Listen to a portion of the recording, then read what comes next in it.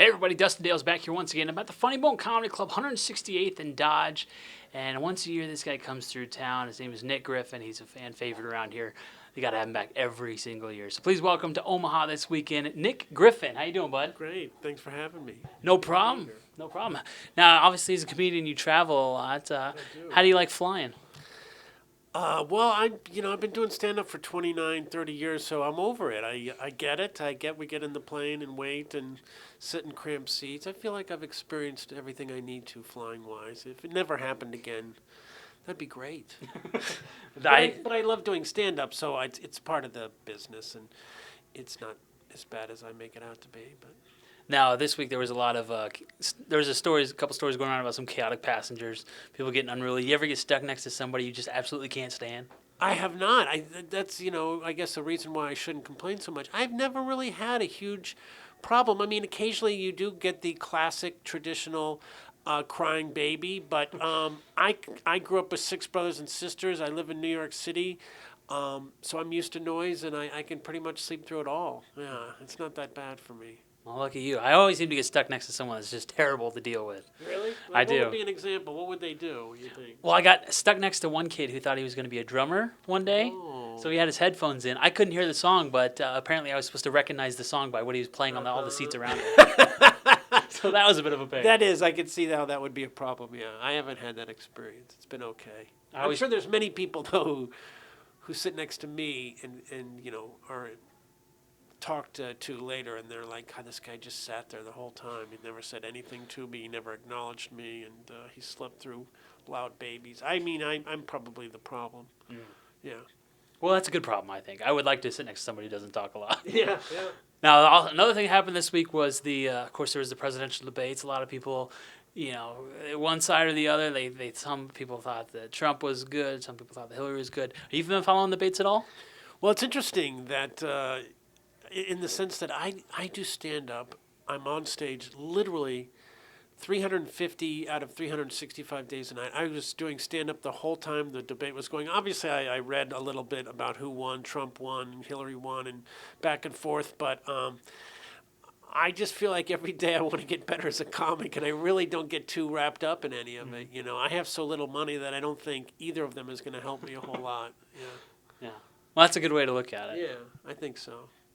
Now, how often do you get to come through the Midwest? I understand that you're actually from the Midwest. I am. I'm from the suburbs of Kansas City. I grew up there. I went to college, an hour outside of Kansas City, a small liberal arts college called William Jewell. Mm. So I spent my entire life up until 23 in Kansas. I love the Midwest. I played tons of Iowa, Nebraska, Ohio, Michigan, just everywhere. Kansas, Denver, so I'm here a lot. Like the coasts have tons of, like you go to San Francisco or you go to, I don't know, New York City or Boston, they have a ton of things to do. Whereas you come to, Kansas City and there's not 8 billion things to do, so they tend to draw more crowds. And I'm obviously more comfortable with the Midwest crowds just because that's what I am, and I'm proud of it. And I like it. Yeah, I like coming back. I have a lot of family in the Midwest. I have a sister, or my sister's daughter lives here in Omaha, so it's great. Really? Yeah. That's Go cool. to nursing school. Yeah. It's a place to crash while you're here? That's right. I have someone to have coffee with and crash at and hang out with.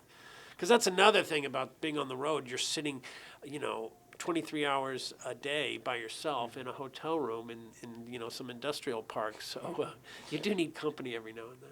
That's good. That's good. There was a movie that came out this weekend, The Magnificent Seven. It was a Western. It was a big hit. Denzel in it. Did you ever follow many Westerns? Are you a big Western fan? Well, right before I came over here, the Unforgiven was on with the wonderful Clint Eastwood, and I was a huge fan. My dad, obviously, that's a kind of an old-timer dad thing, Westerns, and I used to watch them a lot when I was younger, and it is a cool look, But I was thinking about that. It becomes less. It becomes so far in the past now that it does. I think it's maybe a little bit less appealing unless you have somebody like Chris Pratt and Denzel Washington and Ethan Hawke. But I plan on seeing the movie. Now, do you have a favorite type of movie genre that you like? I do. I am a horror movie fan. I had an older brother who made me sit up and watch horror movies with him every day or every Friday and Saturday in Kansas City when we were kids. They had a thing called Friday Fright Night, and then they had a Saturday Scream Night, and it was just bad B movies. But it got into my system, and I've never been able to kick it, so I generally see every horror movie that comes out. Do you have a couple favorites that have come out recently? Well, recently I really, really liked Lights Out. I thought it was, I know it was kind of hooky and a little bit hokey, but I liked it. I thought it was really good, and I thought Don't Breathe was pretty good. And actually Ghostbusters, which obviously isn't a real horror movie, it's a comedy, but I really enjoyed that as well. Anything with ghosts in it, I'll watch. See, I'm like you. I really enjoyed the new Ghostbusters film. A lot of people didn't like it. I think just because they can't get over the original and how great it was. Yeah. But I really liked the new one. I was one of those people when the original Ghostbusters came out that it literally blew my mind. I'd never seen anything so funny, and the mix obviously of ghosts and comedy was just, and obviously Bill Murray, and just everyone was wonderful in it. But I was really surprised how much I enjoyed the new Ghostbusters. I really, really liked it a lot. Now, you're no stranger to TV. You've made quite a few appearances on late night television. How many times were you on David Letterman? I was on David Letterman. Actually, technically, I was on 12 times. I did stand-up 11. One time I got bumped, but he brought me out at the end to say goodnight. So technically, I was on there a dozen times, but no, I did stand-up on there 11 times, and I miss doing that show. That was a lot of fun. That was a huge boost to my career. Are you best friends with David Letterman? We are very, very good friends. Matter of fact, we need to cut this short. I need to check in with him. I always do before showtime. No, he was very nice. He always was incredibly pleasant, and they always made me feel very welcome. But no, I don't know Dave at all. I know more than you do. You've done Stephen Colbert as well. You've done Conan. Is there a different set that you like to perform depending on which show you're on? No, I think it depends on, it's like... Yeah, well, you're always working on new jokes, so you get 5, 6, 7 minutes together, and whichever one you haven't done most recently, whichever one is the longest that you've been on, you send it to them, right? So next one I will probably send a set to is Conan, just because he was because I already did Colbert recently, and I wouldn't send him something this soon. But Conan's show is so much fun, just because I think like Conan, they're very fun and silly and nice, and it's a very warm atmosphere. Letterman was literally the temperature was very chilly in the building, and you never really saw anyone because it was an old building. But Conan, it's very open, and everyone's coming in and greeting you and telling you how happy they are there. And Colbert was a bit like that too. Colbert was a blast. So it was nice to be back on that Letterman stage, and now Stephen's got it back. I think it's wonderful. I'm really enjoying what Stephen Colbert is doing. I think that he was a good choice. That's good. I think my favorite though, that you got to get on James Corden. He's one of my favorites out there. Yeah, the only reason I probably haven't pursued that as much is I don't think they have comics on as much as some of these other shows, and it's in L.A., which is harder because I'm in New York. Harder for me to get out to. But yeah, I'm a fan too. I think what he's doing is really interesting, and it'll be. I think they're going to continue to have more comics on, and that definitely will be something I would like to do, just to say I did it, because it's a cool show. Now, writing jokes for the stage, you also write jokes for radio as well.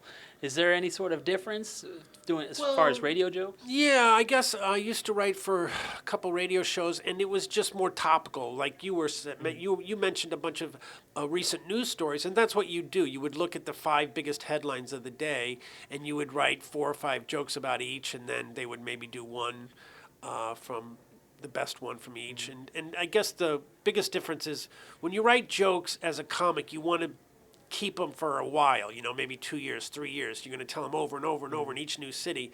But, with these jokes that you send to radio people, it's a day, it's gone. Even if it's the greatest joke in the world, it's done. So it's fast, it's quick production, yeah.